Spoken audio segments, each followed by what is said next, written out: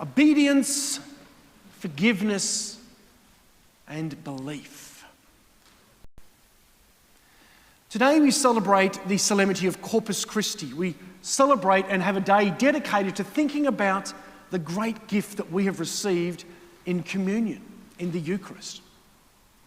Our prayers for today's celebration were written by St. Thomas Aquinas. The Pope commissioned him at the time, and he wrote prayers and hymns and songs for today's celebration.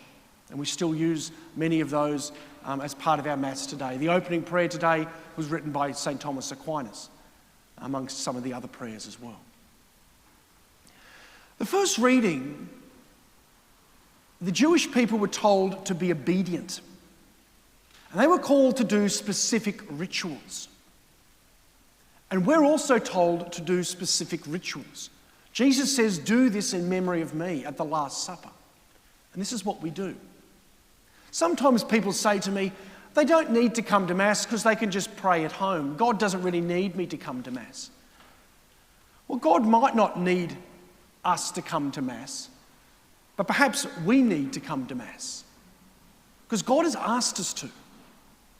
God has asked us to come together, to gather together. And there is an obedience in doing this. The Jewish people are asked to do pretty hard rituals. And we're told about this in the first reading, that lambs were slaughtered. There was blood going everywhere.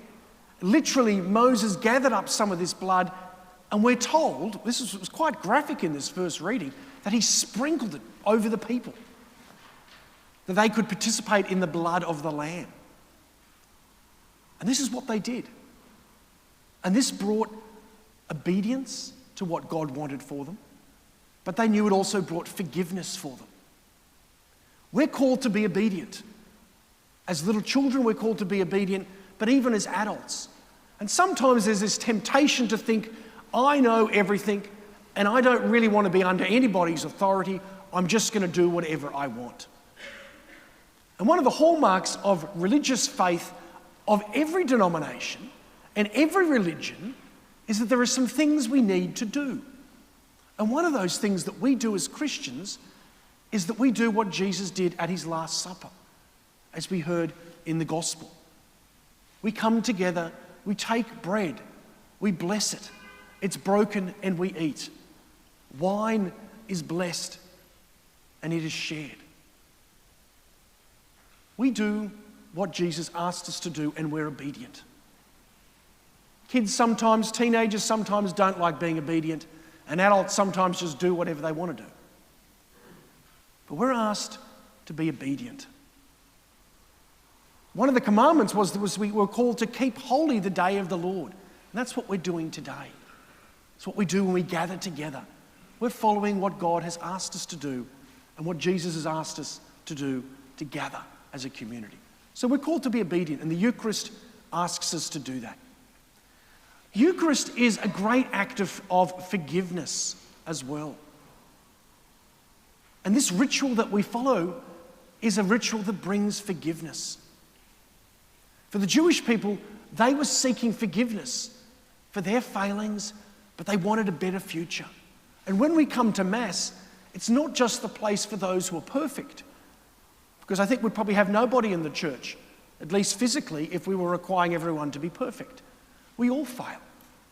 But the Eucharist is saying that we want God to come into us so that we can be better, so that we can be more godly. We can become more saintly in our world. We can be people of deeper love because God's in us. And so we seek forgiveness. Sometimes we talk about the Last Supper. And that's what we sort of participate in when we come together. But to understand the Last Supper, we also need to understand the First Supper and the effects of that First Supper. The First Supper mentioned in the Scriptures is the meal of Adam and Eve. We probably know the meal quite well. Adam and Eve took fruit from the tree. They broke it. They gave it to each other and they ate. Literally, we hear this language in the book of Genesis. And they use this same language, Jesus uses this same language at the Last Supper. What happens when we participate in the Eucharist is that it brings forgiveness. It brings healing to us for what happened at that first supper, but it also brings healing to us for the times we've misused our life, we've misused our creation, we've misused relationships. And so our first communion candidates who are around our church today, who are to enrol today, before we make First Holy Communion, we made First Reconciliation. And that's been the pattern of the church for many centuries, that before coming to communion, we go to reconciliation, to recognise we're not perfect, but we need forgiveness. Because before the Last Supper came the First Supper. And we all have a certain element that we do some of those things from the First Supper in our lives as well. But when we come to the Eucharist, it says we're putting an end to that. We're putting an end to sin, and we're going to live with Jesus in us. We're not going to break and give and cause sin by doing this. But we're going to eat, we're going to share a food that will bring renewal in us. It brings God to live in us. The third thing I want to talk about is belief. Sometimes we have different ideas of what the Eucharist is. Some people say, oh, it's a nice symbol. Oh, it's a meaningful meal to come to Mass. It's a significant celebration. It might be some of these things, but that's not what the Eucharist is. The Eucharist is not a symbol. Jesus says, this is my body. He couldn't have been clearer. He wasn't saying, well, this was a sort of a symbol of my body, or this sort of reminds you of my body. He's saying, this is my body. This is my blood. It's pretty strong language. And that's what we're asked to believe. Sometimes our eyes can trick us. Often on a Sunday night, I will go with my mum and sometimes members of my family when I get an opportunity down the south coast. My family have a beach place down there.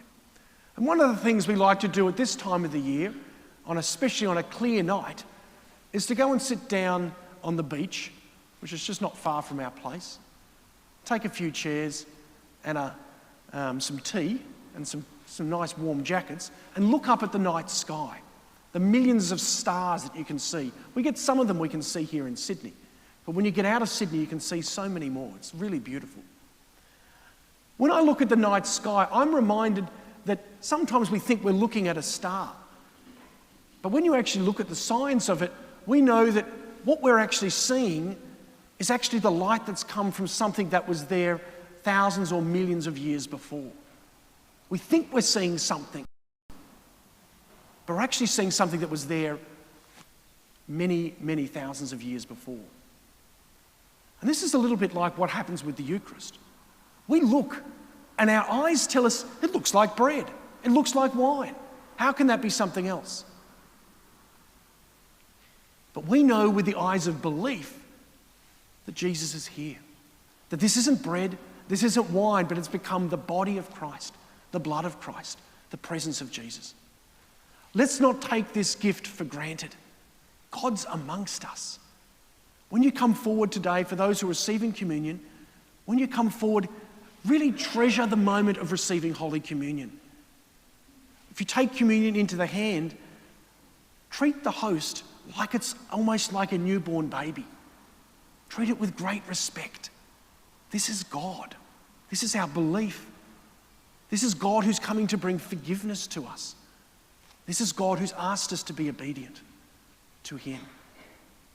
And so treat it with great respect and receive communion knowing that God's coming into you. It's not just something you snatch and sort of walk away. That's not what happens. Let's treat it, this is God amongst us.